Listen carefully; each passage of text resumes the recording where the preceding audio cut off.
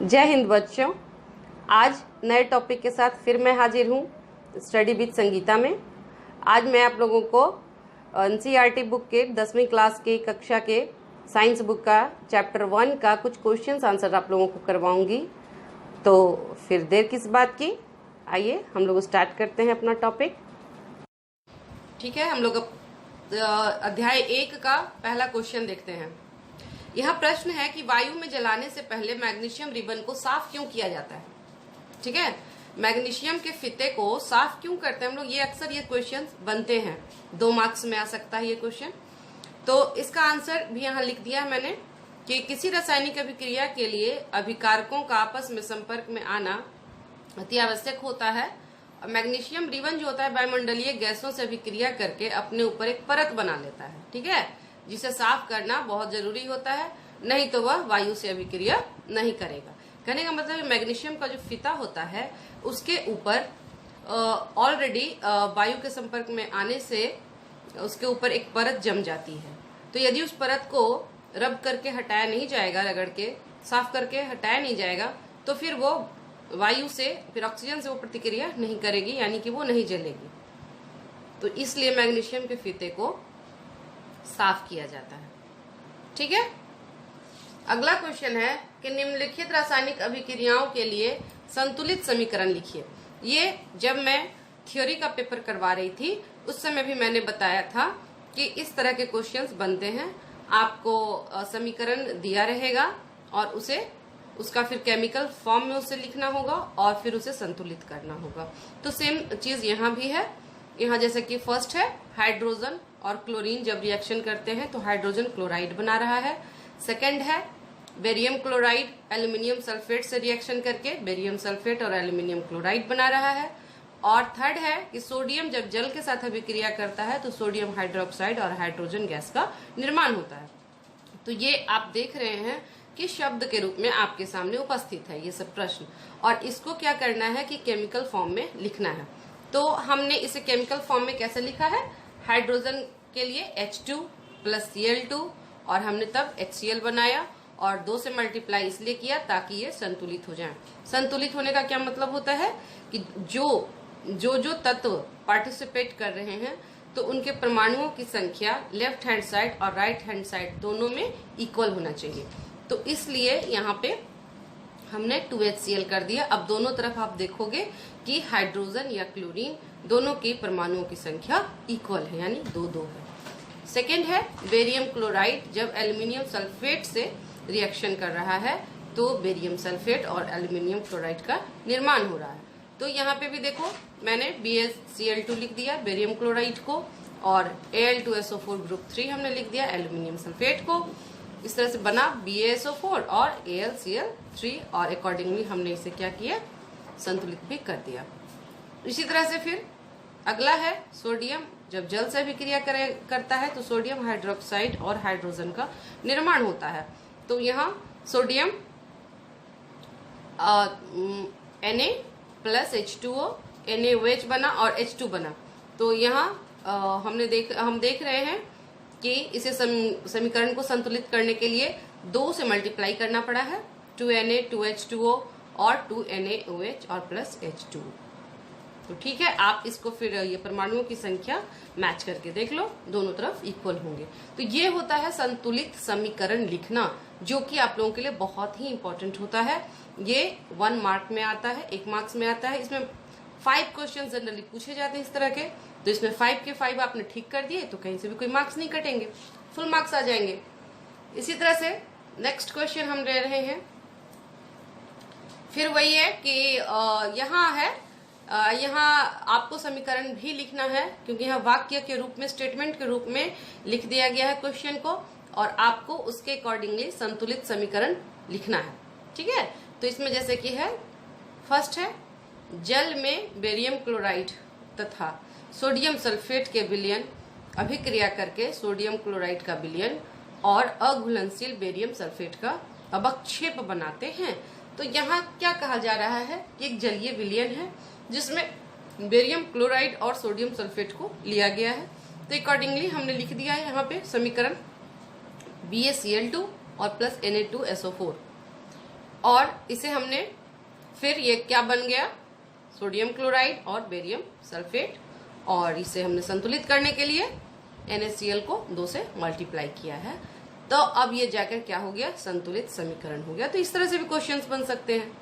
Second number है sodium hydroxide का विलयन है, जल में है, विलयन यानी जल में घुला हुआ है, और हाइड्रोक्लोरिक अम्ल का विलयन है, दोनों अभिक्रिया करेगा तो क्या बनाएगा, सोडियम क्लोराइड और जल।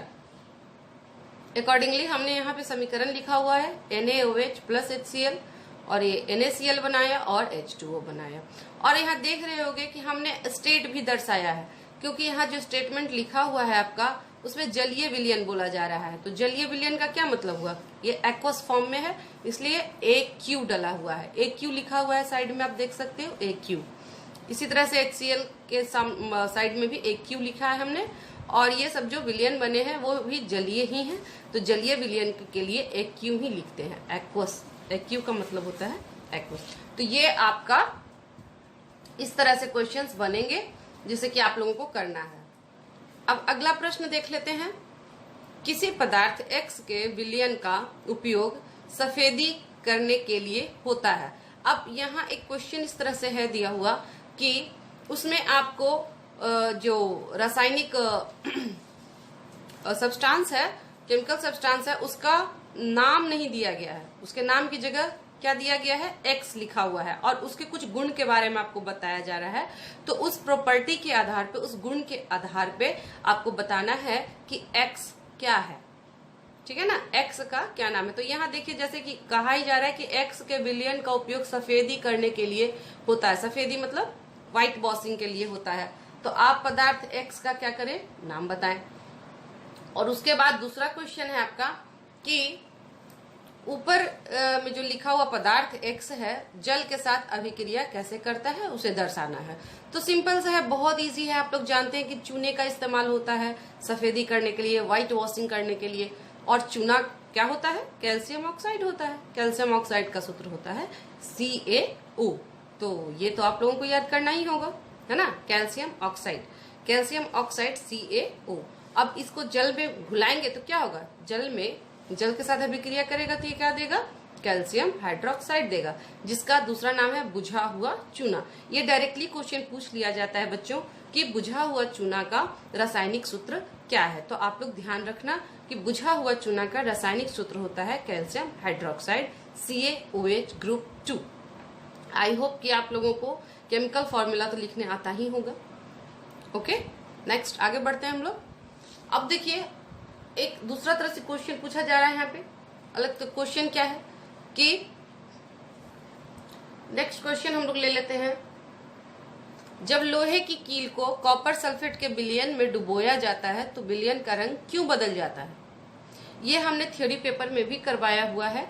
जब मैं डिस्प्लेसमेंट रिएक्शन आप लोगों को बता रही थी, आप पिछला वीडियो देख लेना, मैंने वीडियो का लिंक डिस्क्रिप्शन बॉक्स में दे रखा है, तो आप वहां से जाके देख सकते हो। तो ये यदि आपने मेरा थ्योरी वाला क्लास देखा है तो ये क्वेश्चन चुटकी में सॉल्व हो जाएगा।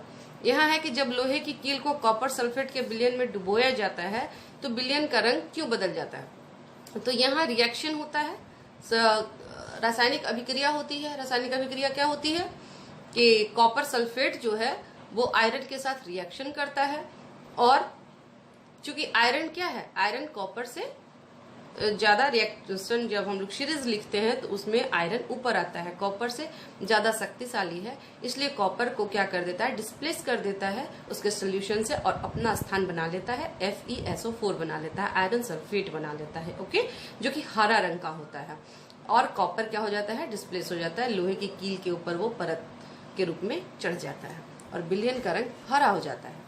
तो यही कारण है कि कॉपर सल्फेट से क्या कर देता है, आयरन विस्थापित कर देता है कॉपर को, इसीलिए इसका कलर जो है वो चेंज हो जाता है, नीला से हरा हो जाता है। सिंपल सा है। यदि आपने थ्योरी अच्छे से किया है तो यहाँ कोई दिक्कत नहीं होनी चाहिए। उसके बाद फिर द्विविस्थापन अभिक्रिया का उदाहरण दीजिए। तो द्विविस्थापन अभिक्रिया मैं पढ़ाई हुई हूँ, आप वहां से देख सकते हैं और इसका एग्जाम्पल दे सकते हैं कि बेरियम क्लोराइड जब पोटेशियम सल्फेट के साथ अभिक्रिया करता है तो बेरियम सल्फेट और पोटेशियम क्लोराइड का निर्माण होता है। तो यहाँ क्या हो रहा है, यहाँ दोनों एक दूसरे को डिस्प्लेस कर रहे हैं, है ना। बेरियम का स्थान पोटेशियम ले रहा है और पोटेशियम का स्थान बेरियम ले रहा है, दोनों एक दूसरे का एक्सचेंज कर ले रहे हैं। तो इसीलिए क्योंकि दो दो विस्थापन यहाँ हो रहे हैं ना, इसीलिए इस अभिक्रिया का नाम पड़ गया द्विविस्थापन अभिक्रिया। ये सब क्वेश्चंस आपके 2 मार्क्स में आएंगे, तो ध्यान रखिएगा। बस यही सब क्वेश्चंस बनेंगे और कहीं से एक्स्ट्रा क्वेश्चंस नहीं आएंगे। यदि आप इतना कर लेते हैं तो आप कॉन्फिडेंट होकर एग्जाम में जा सकते हैं इस टॉपिक के लिए। नेक्स्ट है कि निम्न ओके नाउ नेक्स्ट क्वेश्चन है कि उपचयित और अपचयित पदार्थों की पहचान करनी है। तो यदि आप लोगों को याद होगा तो उपचयन किसे कहते हैं, उपचयन होगा ऑक्सीजन को जुड़ना, ऑक्सीजन जहां जुड़ रहा है वहां उपचयन हो रहा है, ऑक्सीजन जहां से हट रहा है वहां अपचयन हो रहा है, या हाइड्रोजन जहां जुड़ रहा है वहां अपचयन हो रहा है, हाइड्रोजन हट रहा है तो उपचयन हो रहा है। ठीक है, तो इस तरह से उपचयन और अपचयन है। तो जैसे यहाँ फर्स्ट जो है सोडियम ऑक्सीजन के साथ अभिक्रिया करके सोडियम ऑक्साइड बन रहा है यहाँ पे, तो सोडियम का क्या हो रहा है, सोडियम में ऑक्सीजन आके जुड़ रहा है ना, तो सोडियम का उपचयन हो रहा है। तो उपचयित पदार्थ क्या है, सोडियम, और अपचयित, और ये निश्चित रूप से एक का उपचयन होगा तो दूसरे का क्या होगा, अपचयन होगा। रिडॉक्स रिएक्शन साथ साथ ही चलते हैं, जहां उपचयन होता है वहीं अपचयन भी होता है। तो उपचयन सोडियम का हो रहा है और अपचयन किसका हो रहा है, ऑक्सीजन का हो रहा है। इसी तरह से नेक्स्ट देख लीजिए, कॉपर ऑक्साइड है और हाइड्रोजन से अभिक्रिया करके कॉपर बन रहा है और वाटर बन रहा है, जल बन रहा है। तो आप देखेंगे कि CuO कॉपर ऑक्साइड से ऑक्सीजन क्या हो रहा है, हट रहा है। तो हट रहा है तो कॉपर का क्या हो रहा है, कॉपर का अपचयन हो रहा है, अपचयन हो रहा है ना कॉपर का। तो अपचयित पदार्थ है कॉपर। ऑक्सीजन कहाँ जुड़ रहा है, हाइड्रोजन में जाके जुड़ रहा है, तो हाइड्रोजन का उपचयन हो रहा है। तो बस सिंपल सा है, उपचयित पदार्थ अपचयित पदार्थ को चुनना था। ये भी हो गया आप लोग का क्लियर। नेक्स्ट है ओके, बढ़ते हैं कुछ और क्वेश्चंस की तरफ। तो यहाँ अगला क्वेश्चन है कि Fe2O3 + 2Al और Al2O3 बन रहा है और आयरन बन रहा है, यह एक समीकरण है। और ये पूछा जा रहा है कि ऊपर दी गई अभिक्रिया जो है किस प्रकार की अभिक्रिया है, संयोजन है, द्विविस्थापन है, वियोजन है या विस्थापन है। तो इसमें आप देखोगे क्या हो रहा है, एल्यूमिनियम जो है आयरन को रिप्लेस कर रहा है और अपना जगह बना ले रहा है और आयरन रिलीज हो जा रहा है। तो ये विस्थापन वाली अभिक्रिया हो जाएगी। ठीक है, इसका करेक्ट आंसर क्या हुआ, डी। ठीक है, आगे बढ़ते हैं हम लोग। तो लौह चूर्ण पर तनु हाइड्रोक्लोरिक अम्ल डालने से क्या होता है, लोहे के चूर्ण पे जब तनु हाइड्रोक्लोरिक अम्ल हम लोग डालेंगे तो क्या होगा।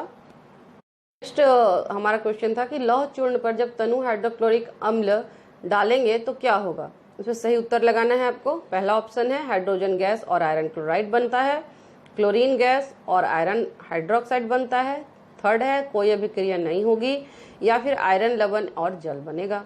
तो यहाँ लोहे का चूर्ण है, हाइड्रोक्लोरिक अम्ल से हम लोग अभिक्रिया करवा रहे हैं, तो क्या बनेगा, हाइड्रोजन गैस तो बनेगा ही बनेगा, क्योंकि यहाँ जब कोई भी मेटल एसिड से रिएक्शन करता है तो हाइड्रोजन गैस लिबरेट होता है। तो यहाँ पे हाइड्रोजन गैस बनेगा और आयरन जो है वो क्लोरीन के साथ रिएक्शन करके आयरन क्लोराइड बनाएगा। तो ए आंसर इसका सही हो जाएगा। अगला है कि संतुलित रासायनिक समीकरण क्या है और रासायनिक समीकरण को संतुलित करना क्यों आवश्यक है। ये एक क्वेश्चन है आपका और ये अच्छा क्वेश्चन है। तो इसका जिक्र हालांकि मैंने थ्योरी पेपर में भी कर रखा है। ऐसे यहाँ पे भी आप देख सकते हैं कि वे रासायनिक समीकरण जिनमें अभिक्रिया के पहले एवं उसके बाद अभिकारकों तथा उत्पादों में प्रत्येक तत्व के परमाणुओं की संख्या क्या होगी, समान होनी चाहिए, समान रहती है, संतुलित रासायनिक समीकरण कहलाती है। द्रव्यमान संरक्षण के नियम के अनुपालन के लिए रासायनिक समीकरण को संतुलित करना आवश्यक होता है। समझ आया? क्योंकि द्रव्यमान संरक्षण का नियम कहता है कि द्रव्यमान न तो पैदा हो सकता है और न ही इसका नाश किया जा सकता है। तो द्रव्यमान जितना लेफ्ट हैंड साइड में होगा उतना ही राइट हैंड साइड में भी होना चाहिए। इसलिए द्रव्यमान संरक्षण के नियम के अनुपालन करने के लिए ये जरूरी है कि हम लोग रासायनिक समीकरण को क्या करें, संतुलित करें। आप लोग स्क्रीनशॉट्स भी ले सकते हो और इसे बार बार पढ़ सकते हो। अगला क्वेश्चन है कि निम्न कथनों को रासायनिक समीकरण के रूप में परिवर्तित करना है और उसे संतुलित करना है। सेम टू सेम है, ऐसा हम लोगों ने ऊपर भी कर रखा है। तो आप देख लो इसे। नाइट्रोजन हाइड्रोजन गैस से संयोग कर रहा है, अमोनिया बना रहा है। हाइड्रोजन सल्फाइड गैस का वायु में दहन हो रहा है और ये जल और सल्फर डाइऑक्साइड बन रहा है। सी है एल्यूमिनियम सल्फेट के साथ अभिक्रिया कर बेरियम क्लोराइड, एल्यूमिनियम क्लोराइड और बेरियम सल्फेट का अवक्षेप दे रहा है। उसके बाद पोटेशियम धातु जो है जल के साथ अभिक्रिया करके पोटेशियम हाइड्रोक्साइड और हाइड्रोजन गैस का निर्माण कर रहा है। अब आप इसे खुद से ट्राई करोगे और उसके बाद यहाँ मैंने दे रखा है, इसका उत्तर भी दे रखा है, तो आप यहाँ से उत्तर भी देख लो और इसका स्क्रीनशॉट ले लो। यहाँ मैंने सॉल्व करके रखा हुआ है। अगला है, आपको रासायनिक समीकरण दिया हुआ है और उसे संतुलित करना है। आई होप कि आप लोगों ने अभी तक रासायनिक समीकरण को संतुलित करना सीख लिया होगा। यदि इसके बाद भी कुछ प्रॉब्लम है तो आप मुझे कमेंट बॉक्स में लिखो, मैं उसका आंसर करूंगी और उस पर फिर को मैं आपको, आप मुझसे कांटेक्ट भी कर सकते हो। तो आगे बढ़ते हैं हम लोग। फिर अगला है, यहाँ कुछ समीकरण लिखे हुए हैं और उसे ये शब्द के फॉर्म में है और उसे फिर आपको केमिकल फॉर्म में लिखना है और उसको फिर से संतुलित करना है। तो कैल्शियम हाइड्रोक्साइड है, कार्बन डाइऑक्साइड की अभिक्रिया हो रही है, कैल्शियम कार्बोनेट और जल बन रहा है। इसी तरह से सेकंड है, जिंक की अभिक्रिया AgNO3 से हो रही है, यानी सिल्वर नाइट्रेट से हो रही है और ये जिंक नाइट्रेट और सिल्वर का निर्माण हो रहा है। फिर एल्यूमिनियम की अभिक्रिया कॉपर क्लोराइड से हो रही है और ये एल्यूमिनियम क्लोराइड और कॉपर बन रहा है। फिर बेरियम क्लोराइड जो है पोटेशियम सल्फेट से अभिक्रिया करके बेरियम सल्फेट और पोटेशियम क्लोराइड दे रहा है। तो इस तरह से ये स्टेटमेंट आपको शब्द के फॉर्म में है और ये रहा केमिकल फॉर्म। आप इसे स्क्रीनशॉट ले लो बच्चों।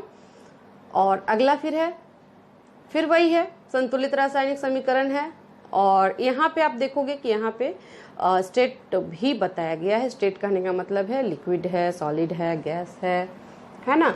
तो इस तरह से लिखा हुआ है और इसका ये रहा आंसर। उसके बाद है कि अगला फिर है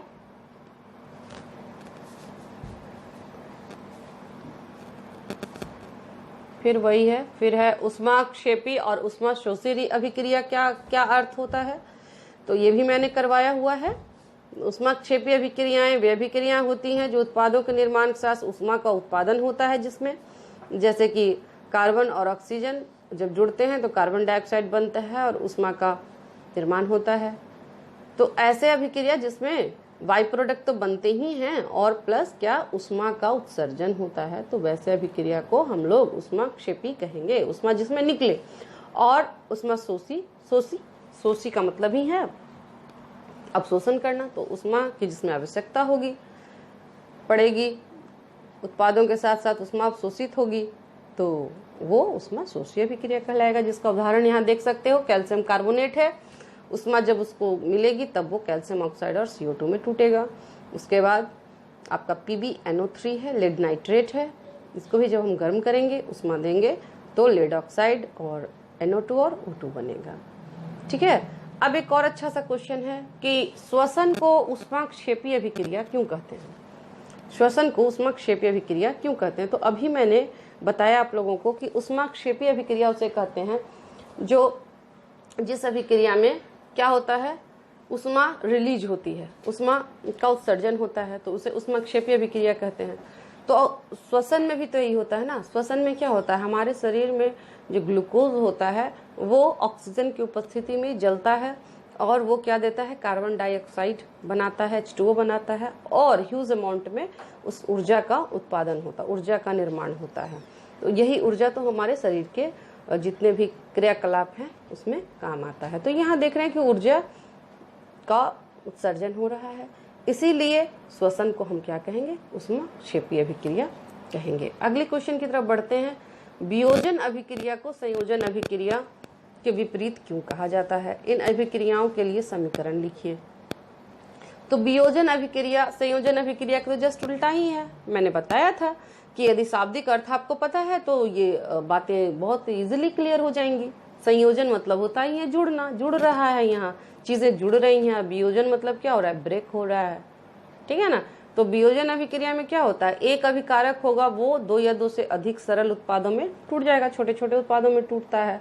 जबकि संयोजन में क्या होगा, 2 या 2 से अधिक जो होंगे छोटे छोटे अभिकारक परस्पर क्या हो जाएंगे, संयुक्त हो जाएंगे, अभिक्रिया कर लेंगे और जुड़ के एकल प्रोडक्ट बना देंगे, कोई एक प्रोडक्ट बना देंगे, बड़ा सा प्रोडक्ट बना देंगे। जैसे कि यहाँ देख सकते हैं कैल्शियम कार्बोनेट है तो उसे गर्म कर रहे हैं, तो ये क्या दे रहा है, कैल्शियम ऑक्साइड दे रहा है और कार्बन डाइऑक्साइड दे रहा है। तो यहाँ हम देख रहे हैं कि कैल्शियम कार्बोनेट क्या है, एकल प्रोडक्ट है, एक है, बड़ा प्रोडक्ट है, जो कि उसे जब हम गर्म कर रहे हैं तो ये वियोजित होकर वियोजन हो रहा है इसका, और ये कैल्शियम ऑक्साइड और कार्बन डाइऑक्साइड में ब्रेक हो गया, तो इसे क्या कहेंगे, वियोजन अभिक्रिया। जबकि हम लोग चलते हैं संयोजन अभिक्रिया की तरफ, तो संयोजन अभिक्रिया का में क्या हो रहा है, यहाँ देखिए कैल्शियम ऑक्साइड जल के साथ जुड़ रहा है और एक प्रोडक्ट बना रहा है कैल्शियम हाइड्रोक्साइड, ठीक है। और यहाँ क्या हो रहा है, इसीलिए क्या है, संयोजन अभिक्रिया। तो दोनों एक दूसरे के क्या है, बिल्कुल विपरीत है। क्लियर है। अब है कि अगला क्वेश्चन क्या है कि उन वियोजन अभिक्रियाओं के एक एक समीकरण लिखिए जिनमें ऊष्मा, प्रकाश और विद्युत के रूप में ऊर्जा प्रदान की जाती है। ये सारा कुछ बच्चों मेरा थ्योरी का क्लास में करवाया हुआ है, फिर भी एक रिवीजन है, क्विक रिवीजन है। यहाँ देख लीजिए आप लोग, जैसे कि उष्मीय वियोजन, जब उष्मा का इस्तेमाल कर रहे हैं तो उष्मीय वियोजन, जैसे कि यहाँ कैल्शियम चूना पत्थर का हो रहा है, उष्मा दे रहे हैं तो ये बिना बुझा हुआ चूना और कार्बन डाइऑक्साइड में ब्रेक हो रहा है। इसी तरह से प्रकाशीय वियोजन है, AgCl सूर्य प्रकाश यहाँ पड़ रहा है और सनलाइट की उपस्थिति में सिल्वर और क्लोरीन। अब आप लोग बताएंगे कि इस अभिक्रिया का इस्तेमाल आम लाइफ में कहाँ पे होता है, इसको, इस क्वेश्चन का उत्तर आप कमेंट बॉक्स में मुझे लिखकर बताएं, ठीक है। अगला है विद्युतीय वियोजन अभिक्रिया, जो कि वाटर का हम लोग क्या कर रहे हैं, वैद्युत अपघटन कर रहे हैं। तो ये हाइड्रोजन और ऑक्सीजन में टूट रहा है। अगला है और लास्ट, विस्थापन एवं द्विविस्थापन अभिक्रियाओं में क्या अंतर है। विस्थापन और द्विविस्थापन अभिक्रिया, विस्थापन वह अभिक्रिया जिसमें अधिक क्रियाशील तत्व कम क्रियाशील तत्व को क्या कर देता है, उसके यौगिक के जलीय विलयन से क्या कर देता है, विस्थापित कर देता है, तो विस्थापन अभिक्रिया कहलाता है। यहाँ देख रहे हैं कॉपर सल्फेट है, जिंक के साथ अभिक्रिया कर रहा है, क्योंकि जिंक ज्यादा अभिक्रियाशील धातु है, इसलिए कॉपर सल्फेट के जलीय विलयन से कॉपर को विस्थापित कर दे रहा है और जिंक सल्फेट बना रहा है और कॉपर विस्थापित हो जा रहा है। अब वह अभिक्रिया, तो इसलिए इसको क्या कहेंगे, विस्थापन अभिक्रिया कहते हैं। और फिर वैसी अभिक्रिया जिसमें अभिकारकों के मध्य जलीय अवस्था में आयनों का आदान प्रदान होता है, द्विविस्थापन अभिक्रिया कहलाती है। इसमें क्या होगा, आयन का एक्सचेंज होता है, आदान प्रदान होता है, दोनों एक दूसरे को डिस्प्लेस करते हैं, इसीलिए इसे द्विविस्थापन अभिक्रिया कहते हैं। तो इसका उदाहरण है BaCl2 और प्लस Na2SO4, तो यहाँ BaSO4 बनेगा और NaCl बनेगा। तो ठीक है, समझ आ गया, ठीक है बच्चों। आज के लिए इतना ही, आप लोग देखते रहिए, खुश रहिए। टिल देन बाय बाय, फिर मिलेंगे अगले वीडियो में, तब तक के लिए बाय बाय।